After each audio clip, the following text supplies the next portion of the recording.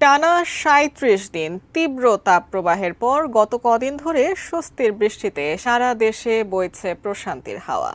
পূর্বাভাস বলছে সামনে আরও কিছুদিন থাকবে বৃষ্টি।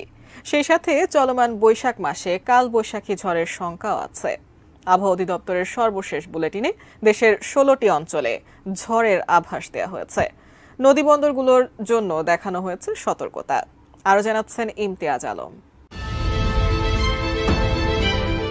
ঢাকাসহ দেশের ১৬টি অঞ্চলের উপর দিয়ে ঘণ্টায় সর্বোচ্চ ৮০ কিলোমিটার বেগে বৃষ্টি বা বজ্রবৃষ্টি সহ অস্থায়ীভাবে ঝোড়ো হাওয়া বয়ে যেতে পারে। ৮ মে বুধবার দুপুর ১টা পর্যন্ত দেশের অভ্যন্তরীণ নদীবন্দরগুলোর জন্য আবহাওয়ার পূর্বাভাসে এই তথ্য জানানো হয়েছে। এতে বলা হয়েছে রংপুর, পাবনা, বগুড়া, টাঙ্গাইল, ময়মনসিংহ, ঢাকা, ফরিদপুর, মাদারীপুর, খুলনা, বরিশাল, পটুয়াখালী, নোয়াখালী, কুমিল্লা, চট্টগ্রাম,